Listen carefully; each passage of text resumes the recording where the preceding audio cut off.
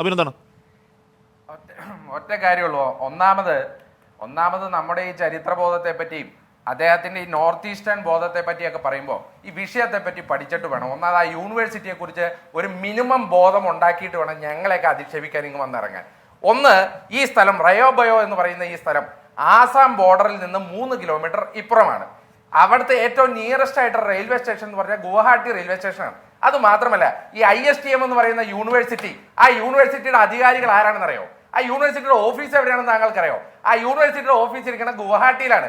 ERDF, education research and development foundation എന്ന് പറയുന്ന ഗുവാഹട്ടി ആസ്ഥാനമായിട്ടുള്ള പ്രൊമോട്ടർമാരും ഫൗണ്ടേഷനുമാണ് ഈ ISTM നടത്തുന്നത്. അവരാണ് ഇത് നയിക്കുന്നതും, അവരാണ് വൈസ് ചാൻസലർ, അവരാണ് ഈ യൂണിവേഴ്സിറ്റി നടത്തുന്നത്. അവരുടെ മുഴുവൻ സ്ഥാപനങ്ങളും മുഴുവൻ ഫൗണ്ടേഷനും ഈ യൂണിവേഴ്സിറ്റിയുമായി ബന്ധപ്പെട്ട് ആസാമിലാണ് പ്രവർത്തിക്കുന്നത്. അതിനെപ്പറ്റി മിനിമം ബോധമില്ലാതെ ഇവിടുത്തെ ഹാഷ്മിയും എന്നെയൊക്കെ താങ്കൾക്ക് നോർത്ത് ഈസ്റ്റിൽ എന്തോ ബോധമുണ്ട് എന്നുള്ള തരത്തിൽ ഇവിടെ ഞങ്ങളെ അങ്ങ് പഠിപ്പിക്കാൻ വന്നാൽ അതൊക്കെ അങ്ങ് സൈബർ, അതായത് ഈ സൈബർ സംഘികളുടെ ആ ഗ്രൂപ്പിൽ വരുന്ന ക്യാപ്സ്യൂൾ ഉണ്ടല്ലോ, ആ ലോക്കൽ ക്യാപ്സ്യൂൾ താങ്കൾ വിഴുങ്ങിക്കൊണ്ട് അവിടെ ഇരുന്നാൽ മാത്രം മതി എന്നുള്ളതാ പറയാനുള്ളൂ. രണ്ടാമത്തെ കാര്യം, ഇവിടെ ഈ യാത്ര എന്ന് പറഞ്ഞാൽ ഇവിടെ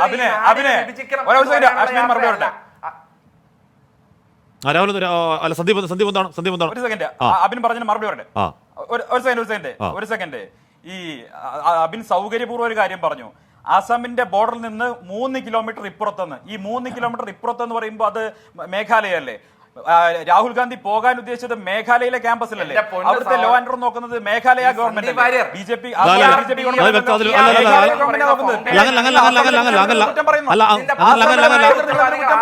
നിങ്ങൾ ഒരു ഓഫീസിലല്ലോ പോകാൻ ഉദ്ദേശിച്ചത്, ക്യാമ്പസിലെ പോകാൻ ഉദ്ദേശിച്ചത്. അല്ലല്ല, നിങ്ങൾ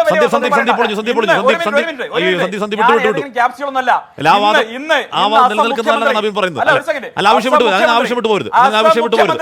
അല്ല ഹാഷ്മി പ്ലീസ്, ഒന്നും പറഞ്ഞില്ലല്ലോ. നിങ്ങൾ എന്താ പറയുന്നത്?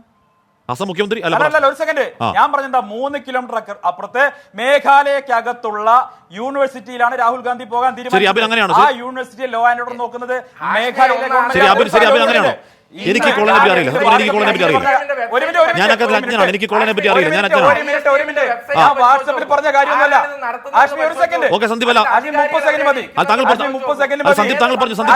അവര് പറഞ്ഞ മണ്ടത്തരം പൊളിക്കാൻ 30 സെക്കൻഡ് മതി.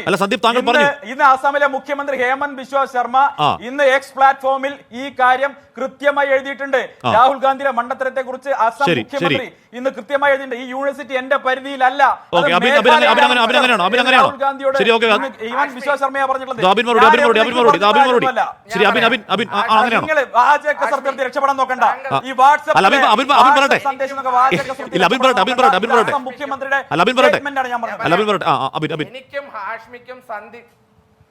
എനിക്കും ഹാഷ്മിക്കും സന്ദീപ് വാര്യറിനും 24 റിസർച്ച് ടീമിനും ഇപ്പോൾ എടുത്ത ISTM യൂണിവേഴ്സിറ്റിയുടെ വെബ്സൈറ്റ് പരിശോധിക്കുക.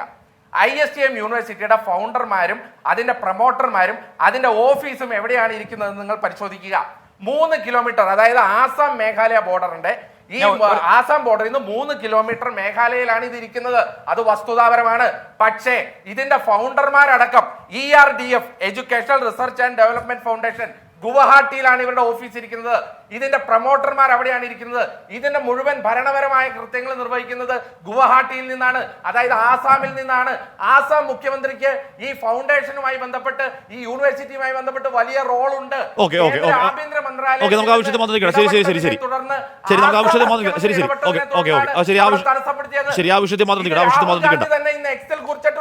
രാഹുൽ ഗാന്ധി എക്സൽ കുറിച്ചിട്ടുണ്ട്. നിങ്ങൾ ഓഫീസാണോ പോയത്, യൂണിവേഴ്സിറ്റിയിലാണോ പോയത്? രാഹുൽ ഗാന്ധി പ്രേക്ഷകർ കാര്യം മനസ്സിലാവുന്നുണ്ട് എന്ന് പറഞ്ഞാൽ ഇത് അതിർത്തിയാണ്, നോർത്ത് ഈസ്റ്റ് ആണ്, സ്ഥലങ്ങൾ അങ്ങോട്ടും ഇങ്ങോട്ടും ഇടവുന്ന കിടക്കുന്ന സ്ഥലമാണ്. അതിന് നേരിയ വ്യത്യാസം മാത്രമേ ഉള്ളൂ. വിട്ടേക്ക്. ശരി, വിട്ടേക്ക്. ഡോക്ടർ മോഹൻ വർഗീസ്, എന്റെ ചോദ്യം വിഷയം ആ വിഷയത്തെ മാത്രം നിൽക്കില്ല, ആ വിഷയത്തെ മാത്രം നിൽക്കല്ലേ, ഒരു കാര്യമില്ല. ശരി ശരി, ആ വിഷയത്തെ മാത്രം നിൽക്കല്ലേ. ഹേമന്ത ബിശ്വ ശർമ്മയുടെ കക്ഷത്തിന്റെ ഇടയിലാണ്, അയാളാണ് തീരുമാനിക്കേണ്ടത്. സംസ്ഥാനം നോക്കണ്ട. ഇരിക്കുന്നത് ഹേമന്ത ബിശ്വ ശർമ്മയുടെ ഗുവാഹട്ടിയിൽ കക്ഷത്തിന്റെ ഇടയിലാണ്, അയാളാണ് തീരുമാനിക്കേണ്ടത്. അല്ലാതെ ആ കോളേജിന്റെ പ്രിൻസിപ്പൽ ആ വിഷയത്തെ മാത്രം ഇല്ല, ആ വിഷയത്തെ മാത്രം വെറുതെ സമയങ്ങളിൽ. ഓക്കെ അത് പ്രേക്ഷകർ മനസ്സിലായി അത്ര വലിയ ആനക്കാര്യമല്ല, അതത്ര വലിയ ആനക്കാര്യമൊന്നും അല്ലാതെ വിട്ടേക്ക് അതുപോലെ അത്ര വലിയ ആനക്കാര്യം വിട്ടേക്കു. ഡോക്ടർ മോഹൻ വർഗീസ്, നമ്മൾ ആദ്യഘട്ടത്തിൽ ഭാരത് ജോഡോ യാത്രയുടെ ആ യാത്ര കന്യാകുമാരി മുതൽ കശ്മീർ വരെ നമ്മൾ കണ്ടതാണ്. ഇവരൊക്കെ ആ ബിജെപിയുടെ ക്യാപ്സ്യൂൾ വിഴുങ്ങി ഏതോ വലിയ ബുദ്ധിമാന്മാരാണ് എന്ന് പറയുമ്പോൾ നിങ്ങൾക്കും വേണം എന്നത് മാത്രമേ. ഡോക്ടർ മോഹൻ വർഗീസ് ഒഫീഷ്യൽ സ്റ്റേറ്റ്മെന്റാ പറഞ്ഞത്. ശരി, okay. Doctor Mohan Assam government official സ്റ്റേറ്റ്മെന്റാ പറഞ്ഞത്. ശരി, okay. Doctor Mohan government official statement. മനസ്സിലായി. അത് വിട്ടേക്ക്, ഇത് കാര്യം മനസ്സിലാവുന്നുള്ളൂ എന്ന് പറഞ്ഞാൽ ഇത് നേരിയ വ്യത്യാസം മാത്രമേ ഉള്ളൂ അങ്ങോട്ടും ഇങ്ങോട്ടൊക്കെ. അത് പ്രേക്ഷകർക്ക് മനസ്സിലാവും, നിങ്ങൾ തർക്കിച്ചാലും. ഡോക്ടർ മോഹൻ വർഗീസ്, ആദ്യഘട്ടം ഇതൊന്നും വിട്ടേക്കുന്നത്, ഇത് അത് വലിയ ആനക്കാര്യം അല്ലെന്നേ.